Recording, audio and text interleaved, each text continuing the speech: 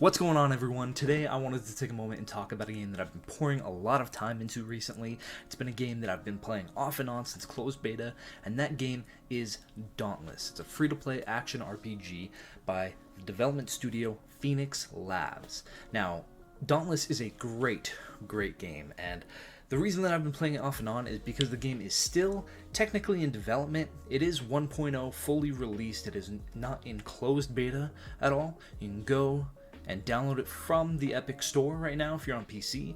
Alternatively, it is on PlayStation, Xbox, and Nintendo Switch, with a mobile port coming soon, but we're really not going to talk about that.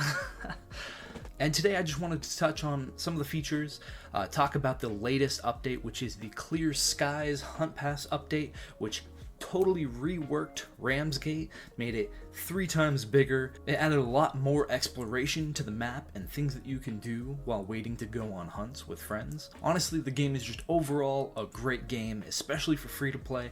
I 100% recommend you go download and try this game out if you've never played it before. If you haven't jumped into it in a minute, there is a lot more to explore in this game. So for newcomers, I'm going to go over some information that people may already know. And then we'll talk about the Clear Skies update a little later on in the video. But yeah, let's go ahead and get into it, So the first thing I'm probably going to dive into here is going to be the weapons, because the weapons are overall the biggest thing that you're going to spend the most time utilizing, because you're going to be hunting behemoths with them. And alternatively, they provide the greatest change to the gameplay mechanics, and that's where you are going to get a lot of variety in your playstyle. There are currently 7 weapons within the world of Dauntless: the axe, the sword, the chain blades, the hammer, the Ostian repeaters, the strikers, and the warpike. Now, all these weapons differ from playstyle, of course, so that's where I think the game really shines, is in these 7 different weapon varieties. If you want to focus on stagger damage and knock the behemoths to the ground and make them more vulnerable so you and your team can do additional damage, run the strikers or the hammer for increased stagger damage. You want to run a ranged weapon, run the Ostian repeaters, which are essentially just 2 pistols that you go around and shoot with. Pretty simple of a weapon. Chain blades are the most unique weapon to this style of game, with you being able to have a lot of mobility and a lot of DPS all at the same time. With the 7 different weapons, there is a lot for people to choose from. No matter what your playstyle is when it comes to this game, you will be able to find something that fits your niche style of play. And also, if you get bored of running that weapon, you can expand your horizons and jump into something else, except for warpike, because warpike totally sucks. Fight me. As far as weapons go, the one that has been most used, I think, recently by the whole community is the sword. With the latest Clear Skies update, the sword just had a rework. So if you've played this game before and you used to play sword now plays totally different from what it used to. The sword is now a very combo-based weapon, with you being able to charge a meter and have valor. Moving away from weapons, let's go ahead and jump into the armor of the game. So the armor of the game is really going to be dependent on the different types of behemoths. So you're going to have different elements, and you can obviously craft different armor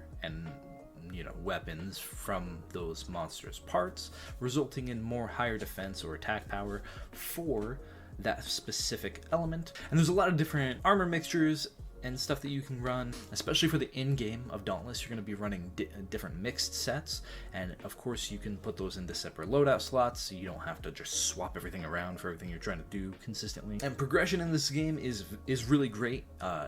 The mastery system that they added a couple updates back is honestly really fun to level up. It forces you to use different weapons, to hunt different behemoths, to craft all the armor and weapons in the game, to move up mastery ranking and become a better overall slayer, and in turn gives you a lot of upgrades to different things like resistances and the ability to carry more tonics in battle. Also, it gives you the ability to craft better armor and weapons as you level up that mastery. So it definitely forces you to play the game in a variety of ways and learn pretty much everything that the game has to offer. Honestly, the mastery system is really fun. It's great to focus on, especially running different hunt types that you need. With the latest new hunt type being escalations, it was added a few updates back with the shock escalation, then the blaze, and now umbral. The next big update after this clear skies hunt pass update is going to be the Terra escalation update. So we're getting a whole new escalation, a whole new behemoth to fight at the end of that. Probably Terra, some form of Terra behemoth mixtures. Every escalation so far except the original shock escalation has had the different behemoth types. So normally if you fight, let's say, a Drask, the Drask is an electric type behemoth or shock. When you run into a Drask within an umbral escalation, you have the chance of fighting one as an umbral touched Drask, meaning that he will now, instead of having been mostly shock based attacks, he'll have umbral based attacks, so he'll dive into portals and send shadow forms of himself after you. So it's a big change to the gameplay. It definitely results in more of a variety, so you're not specifically getting into a stalemate. No, this feature is still on plans and the details change.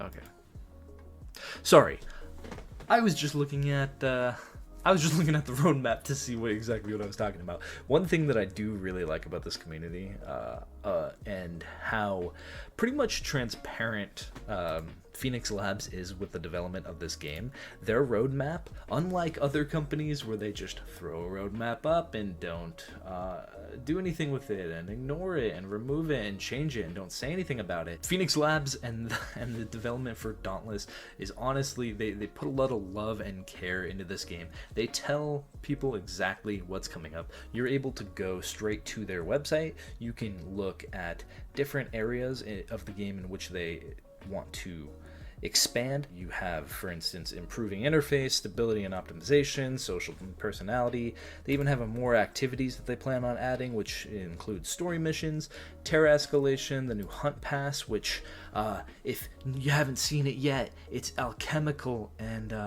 the next hunt pass should be pretty amazing. It makes me happy because I've missed out on so many cool, that's the thing that sucks about playing this game off and on. I missed out on what seems to be all the really, really good hunt pass rewards and event rewards. It sucks. The Valentine's Day stuff was super cool. Even the Easter stuff they had was awesome. And most of the other hunt passes were pretty good. I've honestly played probably the lamest hunt pass stuff, in all honesty. However, with the battle pass, or what they call the hunt pass in this game, you're able to obviously level it up. It's pretty easy to level up. It's honestly the easiest battle pass in a game that you can possibly level up. I maxed this new battle pass like 3 or 4 days after it came out, or easily within the first week. There's still 35 to 40 days left, I'm sure, in this current season or hunt pass, and you would think that there'd probably be nothing to do after you max it. Ha ha ha, you'd be wrong, viewer. You unlock vault coins. They are actually amazing and super helpful and worth grinding out. Why? Because there is a vault store that resets every 7 days, and there's a section of it that you have to actually purchase the battle pass, the hunt pass to get, but if you were playing the hunt pass anyway, you'll have it, and that resets every 2 weeks. But you're able to use the vault coins that you obtain to buy stuff within the vault that rotates equipment and transmogs and flag styles and animations and emotes all out from previous seasons. So if you've never played the game before, you don't have to worry about missing out on transmogs. Just wait till they rotate in the shop, pick them up with your vault coins, which you'll obtain through the hunt pass, and every level after the hunt pass, you'll get vault coins as well. And there's even events that you can run for completing bounties. You get a set amount of vault coins as well that they'll run on random weekends and stuff. It's usually all laid out on their website, and they'll tweet it out and all that stuff. Honestly, a super great battle pass. If you like aviation style armor and weapons and stuff, yeah, go check it out. It's pretty good. I definitely maxed it for a reason. Not because I had nothing else to do and I waste way too much time on this game. I think overall, when it comes to Dauntless, there's a lot to do in the game if you've never played it before, or even if you've only checked it out a couple times and you're one of those people who thought, this is just Fortnite and Monster Hunter mixed together and I don't want to play this Epic Games crap. Trust me, it's not like Fortnite. It's definitely not like anything that the Epic Games logo has been stamped on. By far, I 100% recommend checking this game out. Like I said, it's free to play. What do you have to lose, guys? Just go and download it. Oh, also, one thing that I forgot. It has crossplay, so don't worry if you're on any other console, Switch, PlayStation, Xbox, PC, you can play with any of your friends on anything.